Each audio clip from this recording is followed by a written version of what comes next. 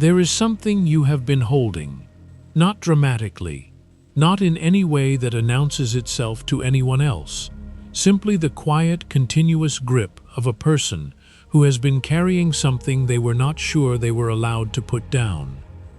Maybe it is a person, the specific hope that they will become again what they once were, or what you needed them to be. Maybe it is an outcome you have been arranging and rearranging in your mind, testing whether a different version of the past might produce a different version of today. Maybe it is an idea about yourself, who you should have been by now, what should have happened, what was supposed to go differently. The grip is real. The tiredness of it is real. Before we begin, leave one word in the comments tonight. One word for what your hands are holding. Control, outcome, person, hope, past. Whatever is honest, someone will arrive here carrying the same word and feel less alone for finding it. If this channel is finding you something worth returning to, the subscribe button is there. It costs nothing. Now, close your eyes if they are ready. Tonight's stories come from 6 traditions and 8 centuries, drawn from corners of the Buddhist world rarely heard in English. A Mongolian trader who held tightly to a debt that was never paid and understood in his 60th year what the holding had cost him. A Japanese nun of the Kamakura period who spent 12 years trying to keep something alive that had decided to die and found in the dying something more alive than what she had been protecting. A Chinese minister of the Tang court who was sent away from everything he had built and discovered, in the exile, that what he had built had never been his. A Burmese laywoman who held her anger toward her brother for 30 years and set it down in a single afternoon, not because she forgave him, but because she finally understood what she had been paying for the holding. A Korean monk of the early Joseon period who tried to control his own enlightenment and learned from a river that control was the one thing the path could not survive. And a very old Vietnamese woman who held a letter for 40 years without opening it, and when she finally opened it, found it said exactly what she had known it would say, and understood that she had not been keeping the letter. The letter had been keeping her.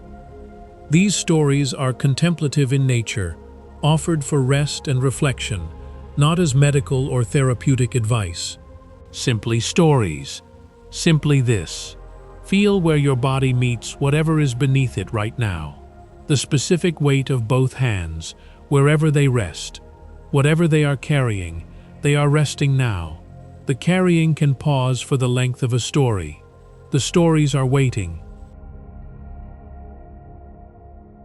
In the grassland region of eastern Mongolia, in the early years of what the Mongolian Buddhist tradition calls the second spreading of the Dharma, in the late 16th century, when the great teacher Zanabazar's grandfather was still a young man, and the conversion of the Mongolian nobility to the Tibetan Buddhist tradition was just beginning its long work of reshaping the interior life of the steppe, there was a trader named Dorji who carried silk and dried fruit and medicinal herbs along the routes between the Chinese border markets and the Mongolian heartland. He was 61 years old at the time of this story. He had been making this route, or versions of it, since he was 19.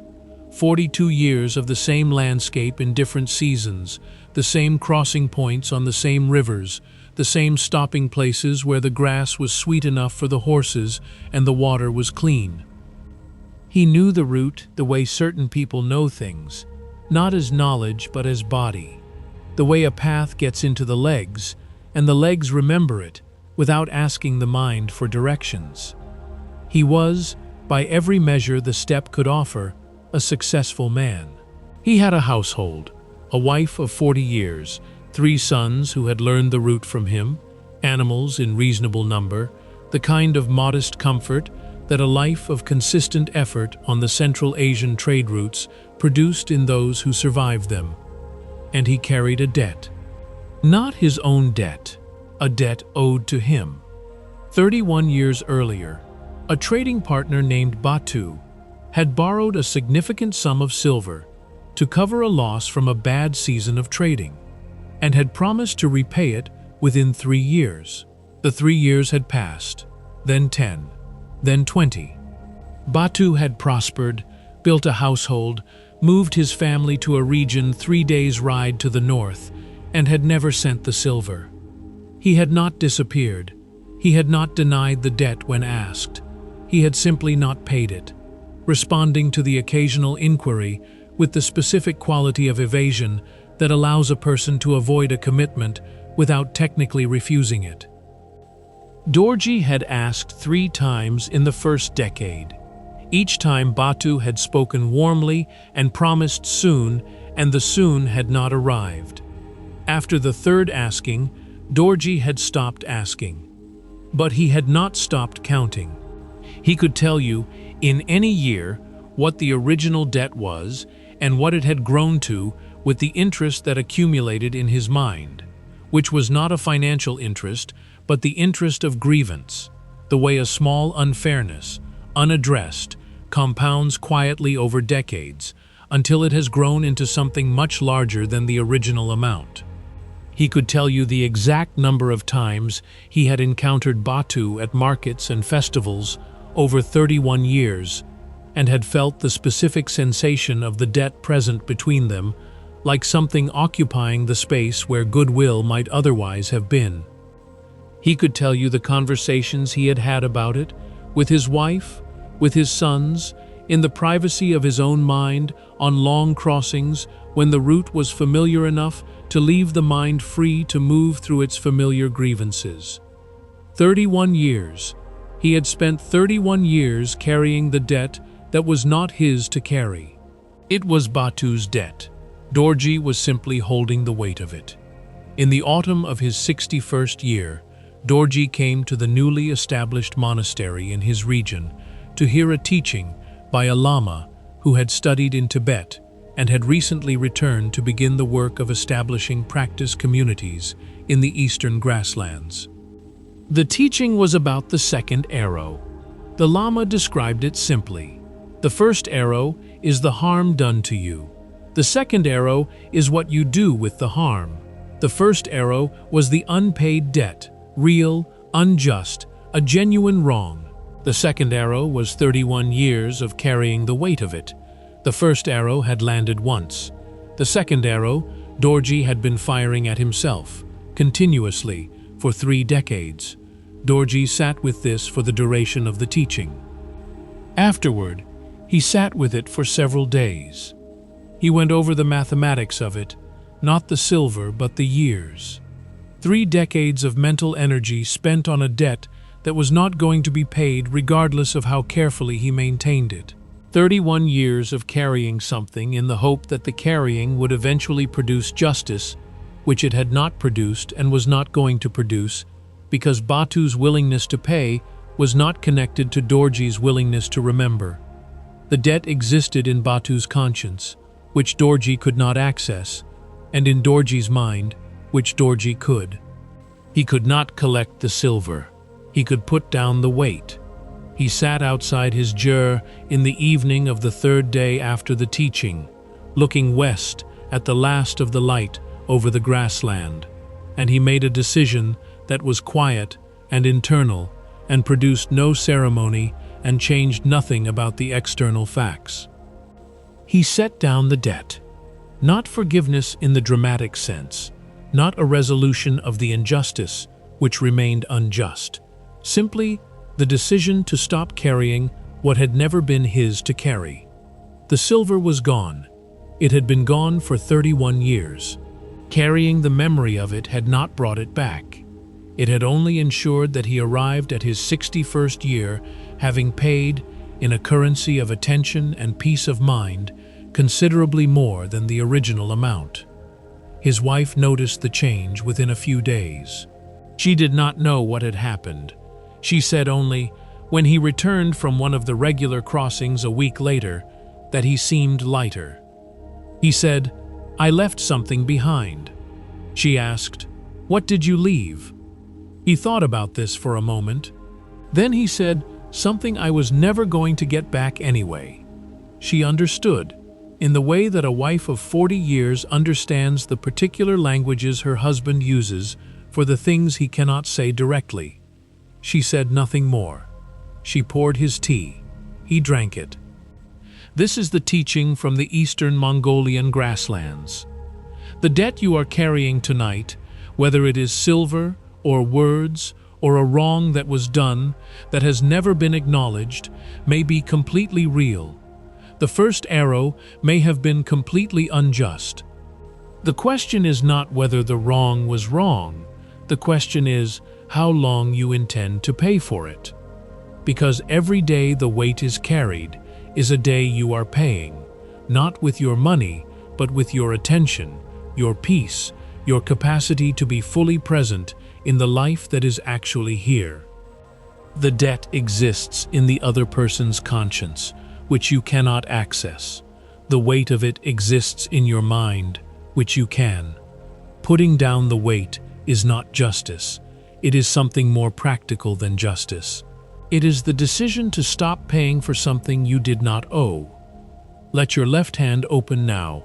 Wherever it rests, let the palm be soft, facing upward. Whatever has been counted and recounted in that hand can rest there, open, held lightly rather than gripped. The counting can pause for tonight.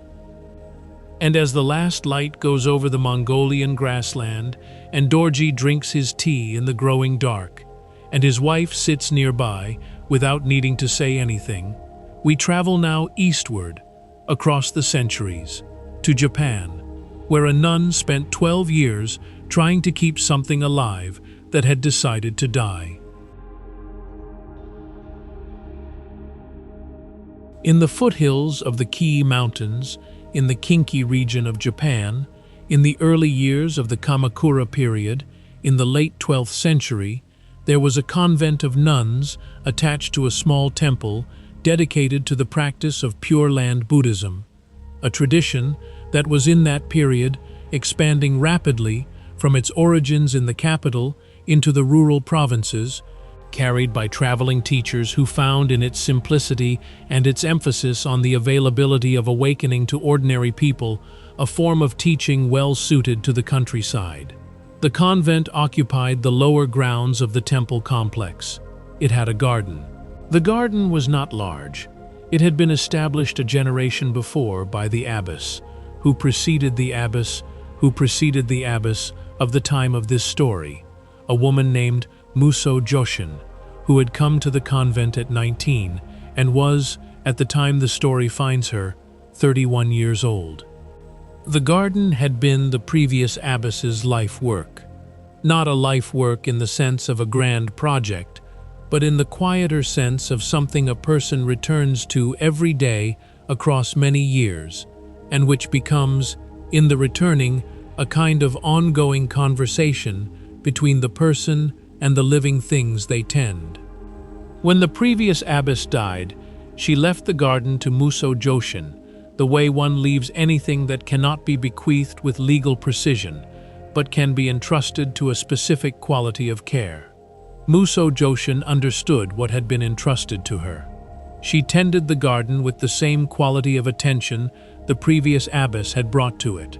She learned its specific needs, the corner that dried too fast in summer and needed extra water, the moss that required shade and would thin if the tree above it was pruned too severely, the particular timing of the pruning that kept the overall shape of the space in the proportions the original abbess had established.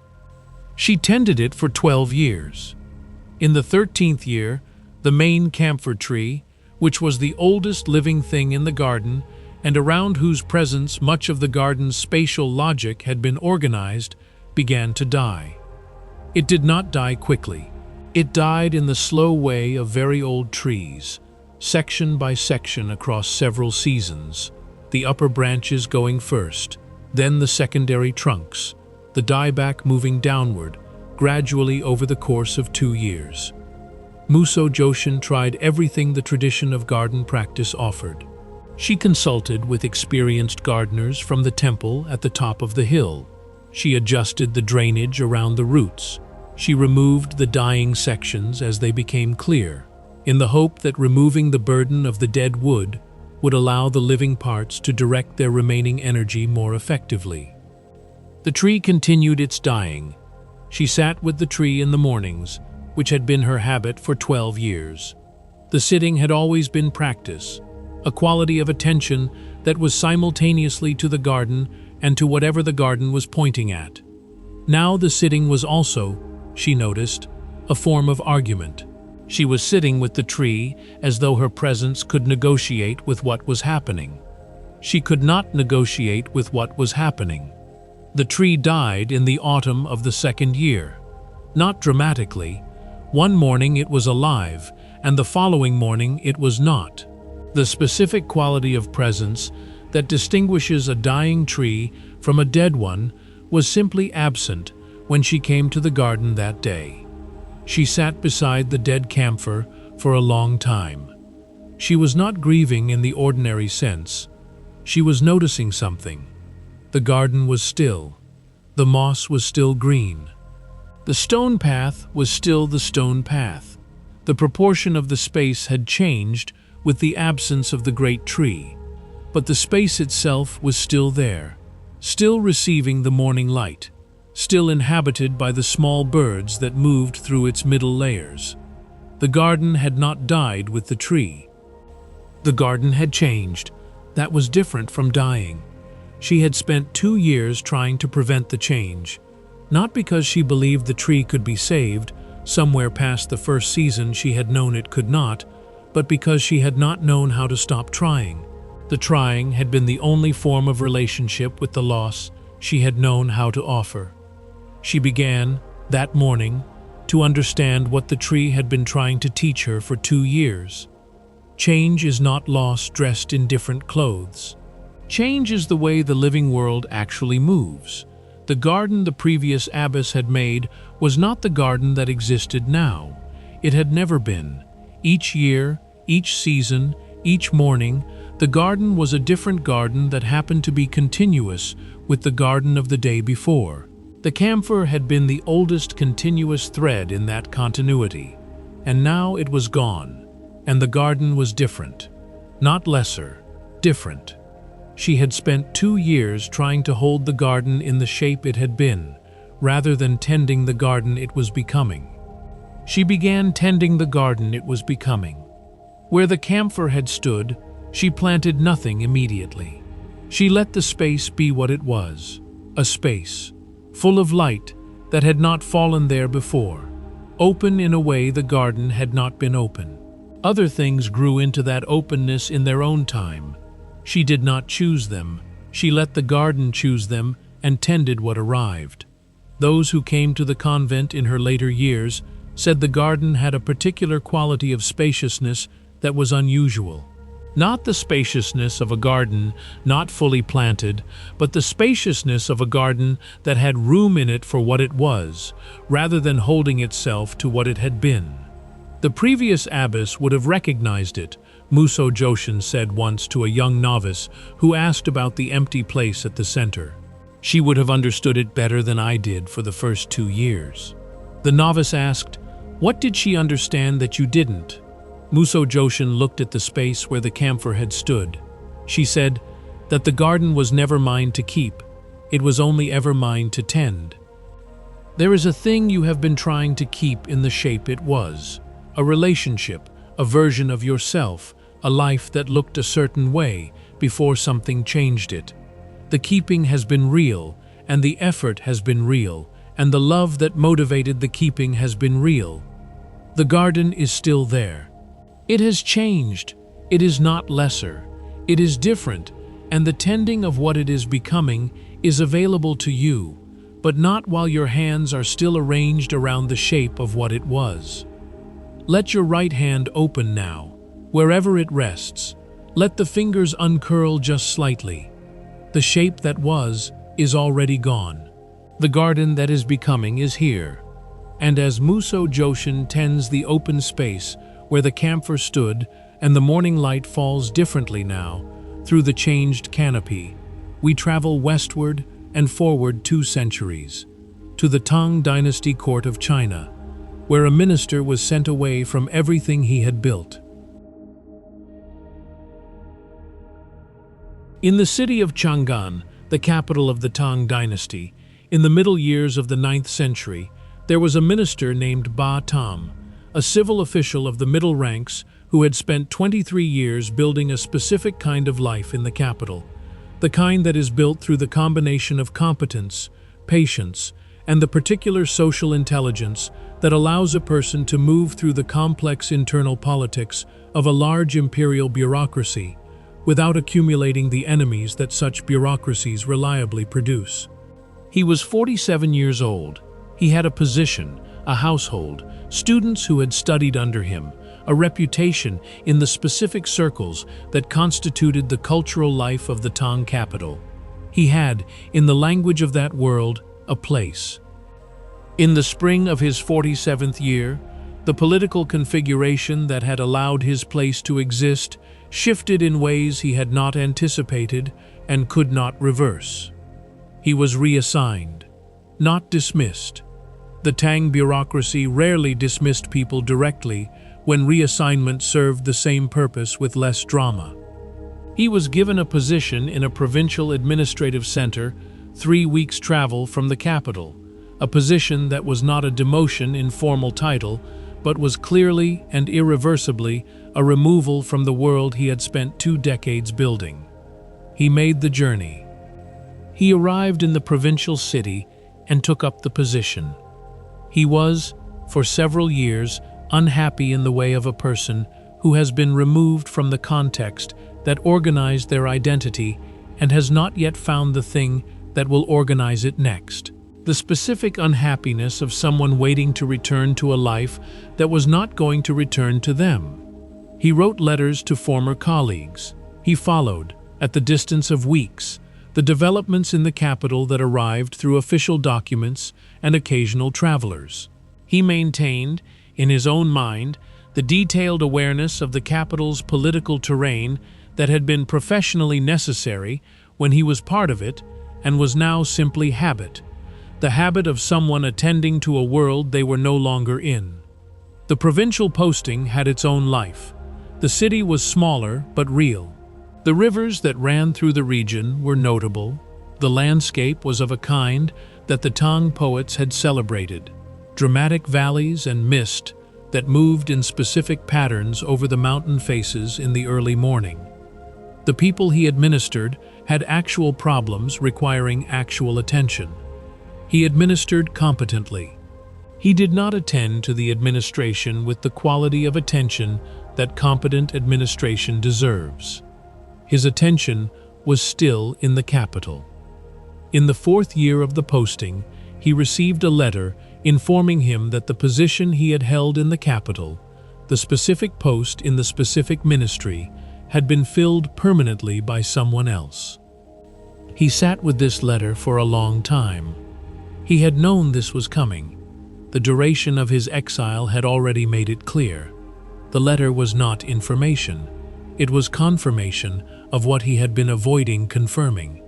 The life he had been maintaining in his mind, the detailed awareness of the capital's politics, the carefully preserved network of relationships, the implicit assumption that he would eventually return to the world that had formed him, that life was finished. Not returned, not recoverable, finished. He sat with the letter until the light failed and the room grew dark around him, and someone came to ask about the evening meal, and he said nothing, and the someone went away. In the morning, he walked to the river. The river in that region was a serious river, wide and clear in the drier months, fast and brown in the spring floods, carrying with it always the particular sound of water that has traveled a long distance and will travel further still. He stood on the bank and looked at it for a long time. He had been holding the capital. For 4 years, in the province, he had been holding the capital in his mind, the way you hold a place you are about to return to. He had been inhabiting 2 places at once, the provincial city with his body, the capital with his attention, and the attention had been so persistently in the capital that the provincial city had remained, for 4 years, essentially absent to him. He had been here without being here.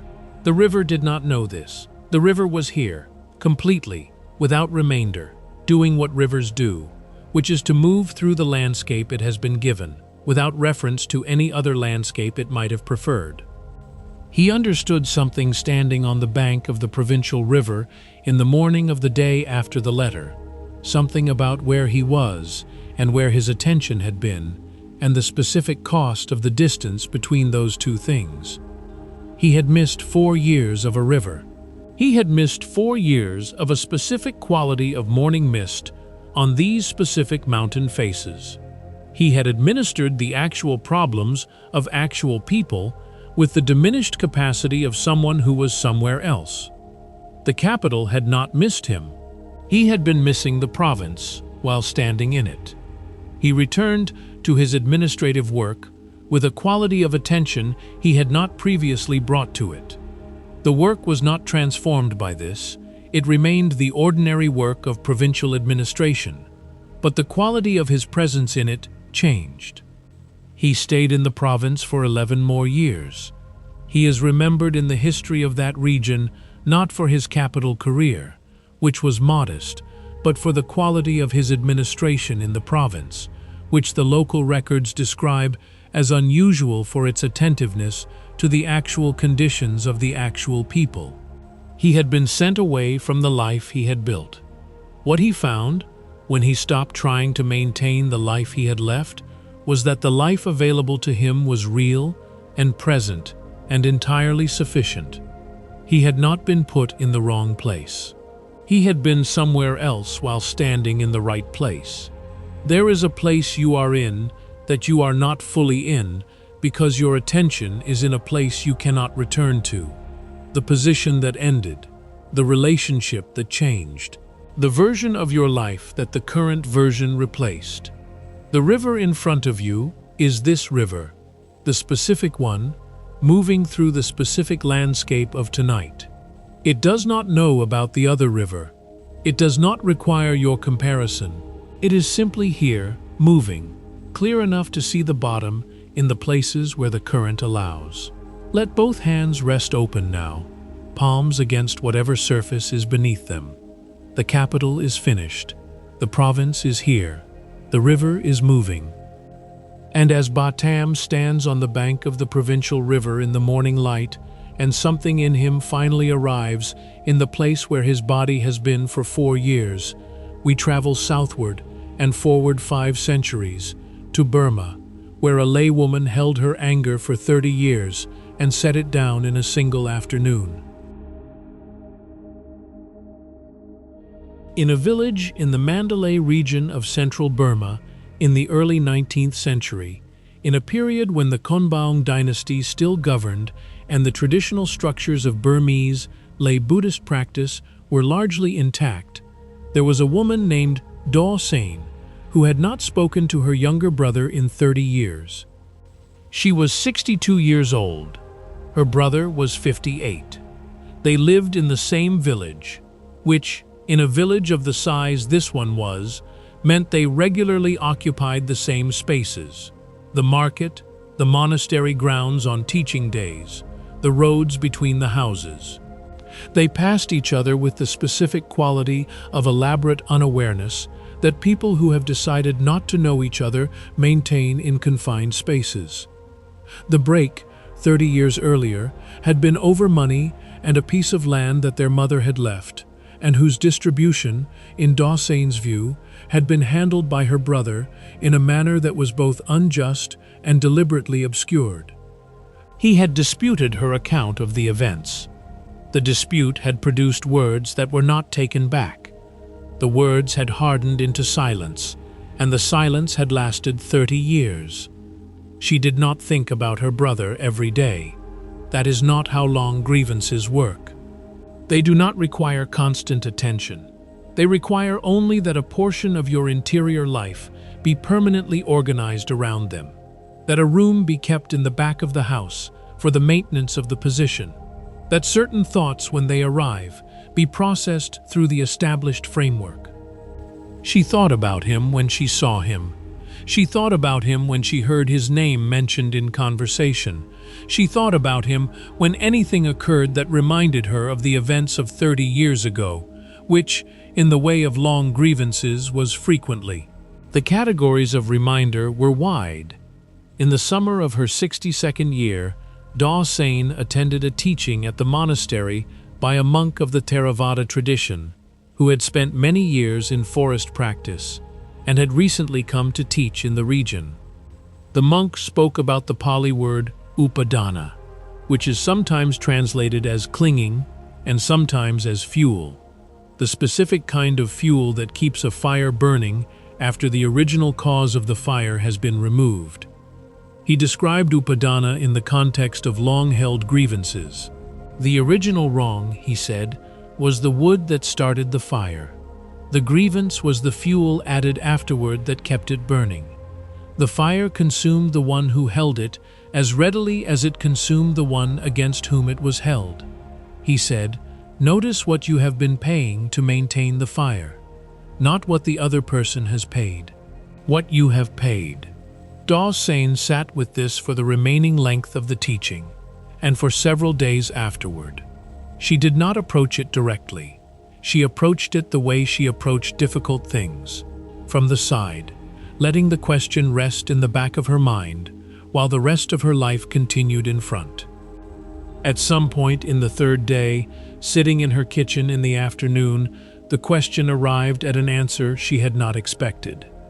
She had been paying for 30 years, not in any currency she could name specifically, in the ongoing cost of maintaining the room at the back of the house, in the energy of the elaborate unawareness at the market, in the specific quality of restricted awareness that comes from having made a portion of your social world into a space you do not enter. Her brother had also been paying, presumably. But his payment was not her concern and had never been. What she had been telling herself was that she was holding him accountable. What she had actually been doing was paying continuously for the original loss plus 30 years of interest. She did not go to her brother. She did not arrange a conversation or a reconciliation. She simply sat in her kitchen in the afternoon and made a decision that was internal and produced no external drama and changed nothing about the facts of what had happened 30 years ago. She stopped maintaining the room. Not forgiveness, not the resolution of the original injustice, which she had decided, across 30 years of consideration, could not be resolved to her satisfaction. Simply the decision to stop paying the ongoing cost of maintaining the position. The fire could burn if it wanted to. She was no longer adding fuel. Her brother noticed the change before she had spoken a word to him. She saw him at the market a week later. She did not produce the elaborate unawareness. She simply looked at him as she might look at any neighbor, without the specific quality of effortful not seeing that had organized their encounters for 3 decades. He looked back. He did not say anything. She did not say anything. They moved on. Several months later, they had a brief practical conversation at the monastery about something affecting both households. It was not a reconciliation. It was a conversation. The 30 years remained 30 years. The facts remained the facts. But the room at the back of the house was empty and cool, and the energy that had maintained it was available for other uses. Her daughter, who had grown up watching the elaborate unawareness at the market, asked her mother once, near the end of her mother's life, what had changed. Daw Sain thought about this for a while.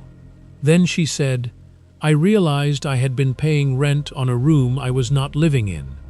The anger you are carrying tonight about something that was done or not done or said or not said may be completely justified. The fire may have been legitimately started. The question is not whether the fire was your fault. The question is what you have been paying to keep it burning.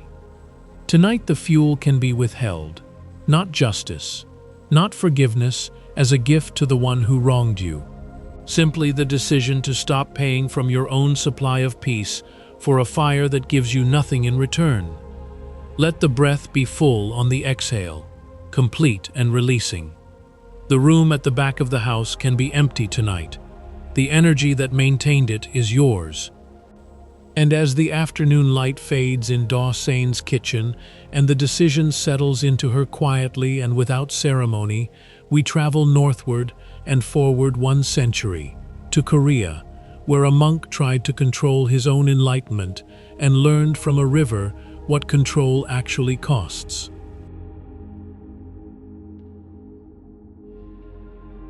In the Choson period of Korea, in the mountains of the Gangwon province in the early 16th century, there was a monk named Hyun-ong who had been practicing at a Seon monastery for 19 years and who had, in those 19 years, developed the specific quality of practice that serious students of the Seon tradition develop: the technical proficiency, the intellectual clarity, the capacity for sustained attention that good teaching and consistent effort produce. He had these things.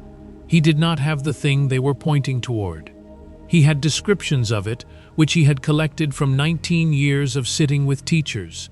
He had experiences that resembled descriptions of it, moments of unusual clarity and stillness that arrived sometimes during formal sitting and sometimes unexpectedly in the middle of ordinary activities. He had the entire apparatus of the tradition organized around the production of it. What he did not have was the thing itself, and the not having of it had become, across 19 years, a project, the most serious project of his life, the project of achieving what the tradition promised was available. The project had its own momentum, its own daily requirements, its own metrics of progress and failure. He sat every morning with the intention of the morning being the morning when the remaining gap between his understanding and his realization would close. Most mornings it did not close. Some mornings it seemed to. The seeming to proved difficult to hold. His teacher noticed this. He said to Hyun-ong, "You are trying to catch the river." Hyun-ong did not immediately understand. His teacher sent him to sit beside a particular fast-moving mountain stream for 3 days without instruction and without purpose, simply to sit there with the water. He sat. The first day he watched the water and thought about what the teacher had meant by catching the river. He generated interpretations. He tested them against his understanding of the teaching. He tried to catch the meaning of catching the river. The second day the water continued. He ran out of interpretations. He sat with the running out. The third day something happened that was not dramatic and was not the arrival of anything, and was not the resolution of the project. He stopped trying to catch the river, not as a technique, not as a deliberate practice of not trying, which would itself be a form of trying, simply because 3 days of watching water that could not be caught had exhausted the trying without replacing it with anything, and what remained when the trying was exhausted was simply the sitting and the water and the morning. He returned to the teacher. The teacher looked at him. He did not ask what had happened. He said, "Now practice." Hyun-ong practiced for many more years. The project did not return in the same form. It returned in smaller forms. The project of understanding a particular teaching, the project of maintaining a particular quality of attention, the project of measuring the adequacy of his sitting. The tradition preserves a teaching he gave later in his life to a young monk who came to him with the familiar project, the 19-year hunger for the thing that kept not arriving. He said, "The river does not need to be caught, it needs to be entered." The young monk asked, "What is the difference?" He said, "Catching requires the river to stop. Entering requires you to stop. There is a project you have been carrying, something you have been trying to make happen, or make arrive, or make real by the force of your attention and intention and effort. The carrying of it is real. The effort is real. The river is still moving. It has always been moving. It was moving before the project began, and it will be moving after the project is set down. Tonight the trying can rest. Not forever. Just tonight. The water does not need your management to continue moving. Let the shoulders drop now, completely, as far as they will go. The river is here. You are here. The entering is available in any moment when the catching has been set down. And as the mountain stream continues past the stone where Hyunong sat for 3 days, and the morning of the 4th day opens without requirement, we come now to the last story of this evening. Southward to Vietnam, where an old woman held a letter for 40 years without opening it.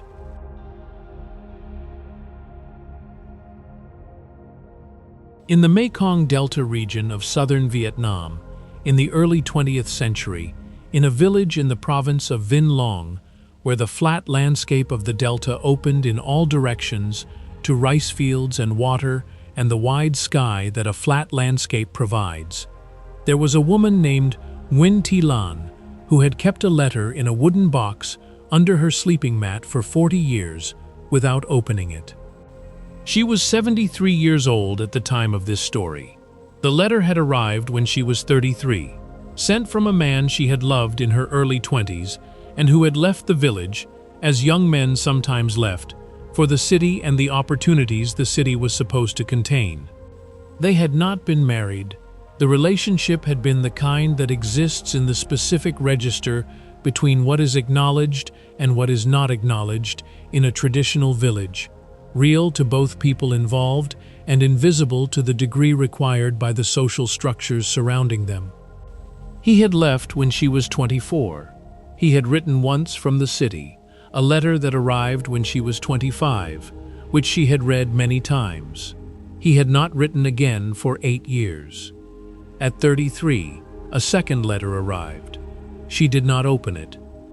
She had married at 27, a man from the neighboring village who was decent and hard-working, and who died when their youngest child was 4, leaving her alone in the way that women of that region and period were left alone, with children and fields and the practical requirements of a life to maintain. The second letter arrived 6 years after the marriage and 3 years after her husband's death. She held it for a long time when it arrived. She recognized the handwriting. She did not open it. She put it in the wooden box. She did not know exactly why she did not open it. There were reasons available. She was busy. The children needed her. The moment was not right. But the actual reason, the one she did not examine closely, was that the letter in the box was a specific kind of company. While it was unopened, it contained everything the letter might say, all the possibilities, the apology she had sometimes imagined, the explanation, the words that would make the leaving make sense. Unopened, the letter was all of those things simultaneously. Opened, it would be only whatever it actually said. She had kept the possibility. For 40 years, the letter had been in the wooden box under the sleeping mat. She had moved it twice when she changed households. She had held it occasionally. She had never opened it. In her 73rd year, she became ill with the illness that would eventually end her life. Not quickly, but with enough clarity of direction that she understood what was happening. Her daughter, who was practical in the way that daughters of practical women often become, asked about the wooden box. Lan told her daughter about the letter. Her daughter asked, "Why have you never opened it?" Lan thought about this for a long time. She said, "Because opened it could only say one thing. Unopened it could say anything." Her daughter asked, "What do you think it says?" Lan said, "I think it says what I already know." Her daughter said, "Then why not read what you already know?" Lan opened the letter that evening. It said what she had known it would say. The man had married someone else and was settled in the city and had written to tell her this and to say that he hoped she had been well, which was a kind thing to say and was probably sincere and was everything the letter was. She sat with the letter for a while. She had kept an unopened letter for 40 years. She had been keeping the possibility. and the keeping of the possibility had been a specific kind of companionship, real in its way, providing something that a closed door provides, the sense that the door has not been finally closed. But the door had been closed. It had been closed for 40 years. She had simply been standing in front of it, hand on the handle, not opening it, which felt different from closed but was not. She had not been keeping the letter. The letter had been keeping her, in the space of not knowing, which was actually a space of not choosing to know. She folded the letter. She placed it back in the box. She slept that night with a quality of rest her daughter noticed and mentioned the following morning. She said, "The box is lighter." Her daughter asked, "Did the letter say something good?" She said, "It said something finished." She paused. Then she said, "Finished is its own kind of good. The thing you have been not opening tonight, the conversation not had, the acknowledgement not received, the certainty you have been protecting yourself from, may say exactly what you have already known for some time. The door has been closed. The standing in front of it, hand on the handle, has not been keeping it open. It has been keeping you in the hallway. The letter will say what it says. Whatever it says, it is finished. And finished, as the woman in the Mekong Delta discovered in her 73rd year, is its own kind of peace. Let the eyes close completely now. Let both hands be still and open, palms soft, fingers uncurled. The box is lighter. You are here. The night is here. Whatever was in the letter is already known. We have traveled a long way tonight, to the Mongolian grasslands, where a trader set down a debt he had been paying for 31 years and found his hands unexpectedly free. To the temple garden in the Key Mountains, where a nun stopped trying to keep the garden in the shape it had been and began tending the garden it was becoming. To the provincial river in Tang Dynasty, China, where a minister finally arrived in the place his body had been standing for 4 years. To the Burmese kitchen, where a woman stopped adding fuel to a fire that had never warmed her. To the mountain stream in Korea, where a monk 3 days of sitting exhausted the trying and found what remained. And to the Mekong Delta, where a woman opened a letter after 40 years and discovered that finished is its own kind of peace. 6 traditions, 8 centuries, 6 different forms of the same recognition. That the thing your hands have been holding was never yours to hold forever. That the holding is costing you something. That the putting down is not defeat. It is the returning of your hands to themselves. Let the names dissolve now. Dorji, Muso Joshin, Ba Tam, Da Sain, Hyun Ong, Nguyen Thi Lan. Let the stories return to the silence they came from. What remains is what was always here. The breath, arriving without your effort. The body, given to whatever is beneath it. The hands, open now, holding nothing, available to receive whatever the morning will bring. You do not need to solve tonight what tonight cannot solve. You do not need to hold what was never meant to be held forever. You do not need to carry into sleep the things that sleep cannot carry for you.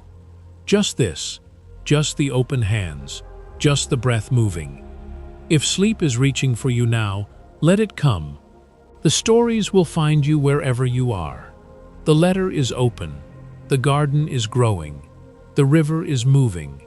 The debt is set down. The fuel is withheld. The province is finally real. You are here. Good night. Before you go, one small thing. I make this channel because I believe that the ancient wisdom of people who have thought carefully about letting go is some of the most useful company available at the end of a difficult day. If tonight gave you one moment of loosening, one breath of something slightly less held than it was before, I am genuinely glad. Leave one word in the comments if you feel like it. One word for what you are putting down. Someone will read it. And if the quiet Dharma is somewhere you want to return, the subscribe button is there. It costs nothing. It just means the next time a night like this one comes, this will be waiting. Good night.